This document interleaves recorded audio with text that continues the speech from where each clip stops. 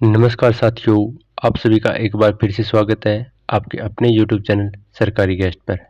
आज की वीडियो में हम बात करेंगे 17 जून की फर्स्ट शिफ्ट में आरआरबी एनटीपीसी में पूछे गए क्वेश्चनों पर, जो कि विद्यार्थियों के द्वारा भेजे गए हैं। तो चलिए बात करते हैं आज के पहले क्वेश्चन पर। पूछा गया था, भारतीय संगीत में कितने स्वर होते हैं? तो इसका सही जवाब हो जाएगा 12 स्वर, जिसमें से 7 स्वर होते हैं और 5 विकृत होते हैं। चलिए आगे बात करते हैं अगले क्वेश्चन पर। अगला क्वेश्चन पूछा जा रहा है, नरेंद्र मोदी जी ने भारत के प्रधानमंत्री के रूप में तीसरे कार्यकाल के लिए कब शपथ ली थी? तो इसका सही जवाब हो जाएगा 9 जून 2024 को तीसरी बार कार्यकाल के रूप में शपथ ली है। चलिए आगे बात करते हैं अगले क्वेश्चन पर।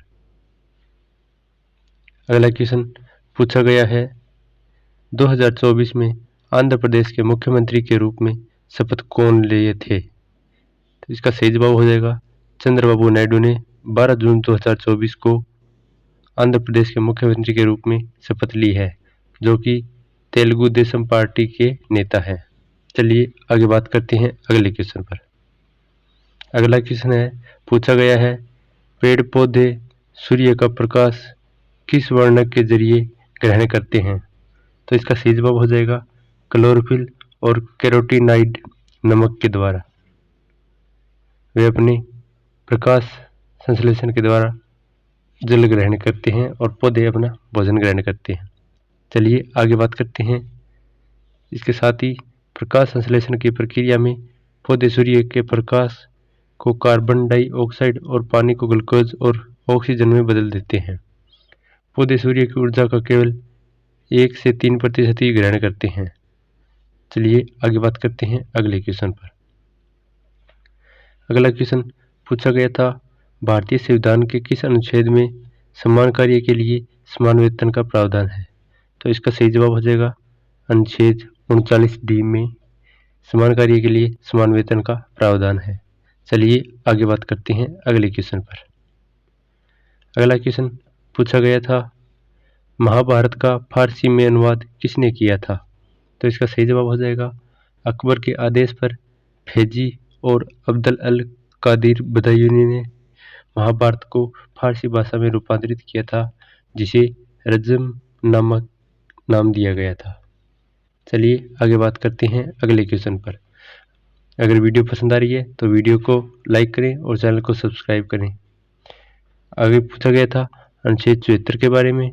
यह अनुच्छेद राष्ट्रपति को सहायता और सलाह देने के लिए मंत्रिपरिषद की स्थापना से जुड़ा हुआ है। यह अनुच्छेद संविधान के भाग 5 के अध्याय 1 में है। यह अनुच्छेद मंत्रिपरिषद के गठन और कामकाज का वर्णन करता है। चलिए आगे बात करते हैं। अगला क्वेश्चन, चलिए इसी अनुच्छेद के अनुसार इस अनुच्छेद के तहत राष्ट्रपति को सहायता और सलाह देने के लिए मंत्री की अध्यक्षता में मंत्रिपरिषद होगी। इस पर यह बात करता है। चलिए आगे बात कर लेते हैं अगले क्वेश्चन पर। अगला क्वेश्चन पूछा गया है, भारत के किस राज्य में औसत वार्षिक वर्षा 50 सेंटीमीटर से कम होती है? तो इसका सही जवाब हो जाएगा राजस्थान में 50 सेंटीमीटर से औसतन कम वर्षा प्राप्त होती है। 50 सेंटीमीटर से कम बारिश वाले क्षेत्रों में पाए जाने वाले वन शुष्क वन कहलाते हैं। चलिए आगे बात करते हैं अगले क्वेश्चन पर। अगला क्वेश्चन पूछा गया था, हड़प्पा सभ्यता का महान स्नानागार कहाँ स्थित था? तो हड़प्पा सभ्यता का महान स्नानागार सिंधु घाटी सभ्यता के शहर मोहनजोदड़ो में स्थित था। यह भट्टी से निकाली गई पक्की ईंटों से बना हुआ था। चलिए आगे बात करते हैं अगले क्वेश्चन पर। अगला क्वेश्चन पूछा गया था, उत्तर प्रदेश के मुख्यमंत्री ने किस विषय के पढ़ाई के लिए छात्रवृत्ति योजना चालू की है?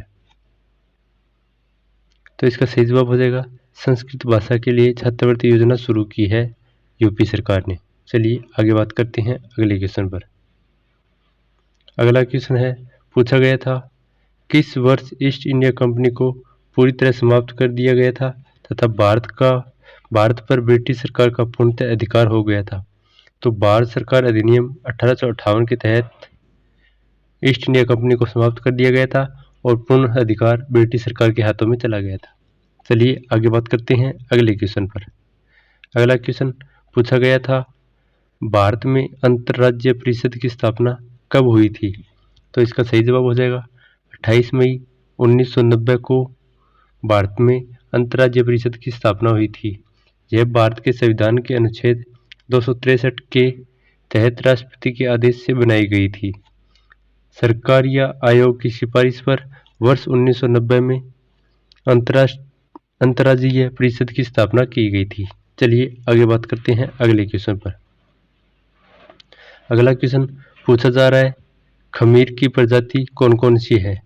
तो खमीर की प्रजाति की बात करें तो यूकेरियोटिक एकल कोशिका वाले सूक्ष्म जीव है, जिन्हें कवक साम्राज्य के सदस्यों के रूप में वर्गीकृत किया गया है। स्पाइरोबोलोमाइसेस रोजस, यह एक खमीर यूकेरियोटिक है। चलिए आगे बात करते हैं अगले क्वेश्चन पर। अगला क्वेश्चन पूछा गया है, मैंग्रोव वन किस राज्य में पाए जाते हैं? मैंग्रोव वन भारत के कई राज्यों में पाए जाते हैं, जैसे पश्चिम बंगाल, ओडिशा, आंध्र प्रदेश, तमिलनाडु, केरल, गोवा, महाराष्ट्र, गुजरात और अंडमान और निकोबार द्वीप समूह में भी पाए जाते हैं। चलिए आगे बात करते हैं अगले क्वेश्चन पर।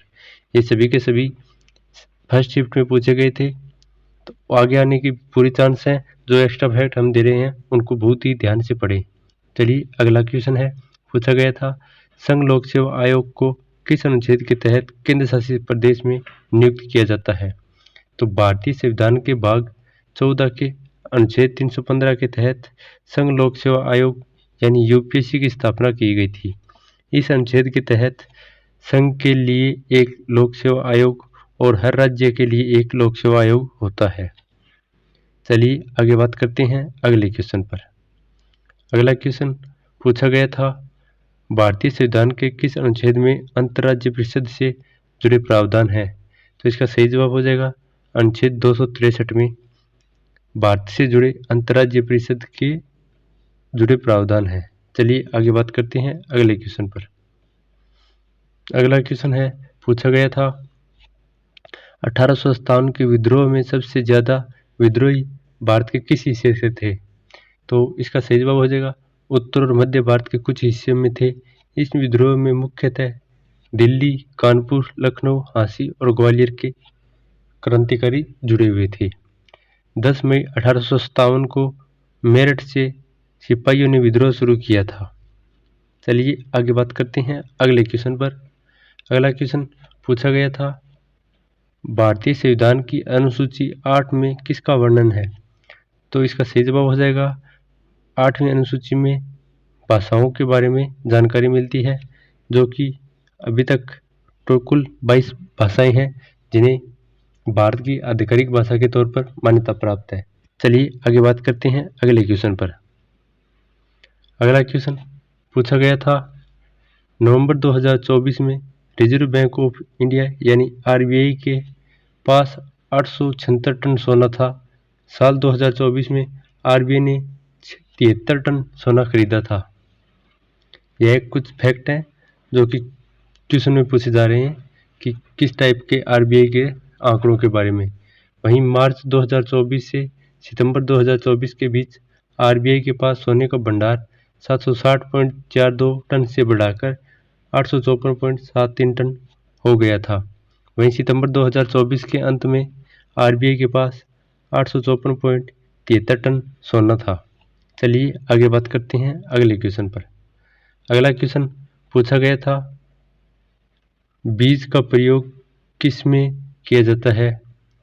गहन निर्माण और वाणिज्यिक कृषि, यानी इसमें पूछा था हाइब्रिड वैरायटी की सीड्स बीजों का प्रयोग किस में किया जाता है? तो उच्च उपज देने वाली किस्मों के बीजों का उपयोग वाणिज्यिक कृषि के लिए किया जाता है, न कि गहन निर्वहन कृषि के लिए। इसका सही जवाब हो जाएगा वाणिज्यिक कृषि के लिए हाइब्रिड बीजों का उपयोग किया जाता है।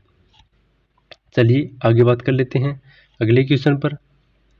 अगला क्वेश्चन है, पूछा गया था, देश का सबसे बड़ा floating solar plant Omkareshwar floating solar power park किस राज्य में स्थापित किया गया है? तो इसका सही जवाब हो जाएगा मध्य प्रदेश के खंडवा जिले में इसको स्थापित किया गया है। चलिए अगले क्वेश्चन पर बात करते हैं।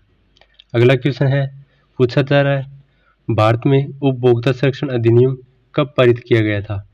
तो इसका सही जवाब हो जाएगा 24 दिसंबर 1986 को लागू किया गया था। इसे उपभोक्ता संरक्षण अधिनियम के नाम से भी जाना जाता है।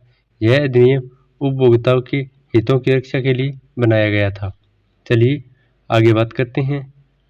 पूछा जा रहा है राष्ट्रपति के चुनाव में कौन कौन भाग लेते हैं?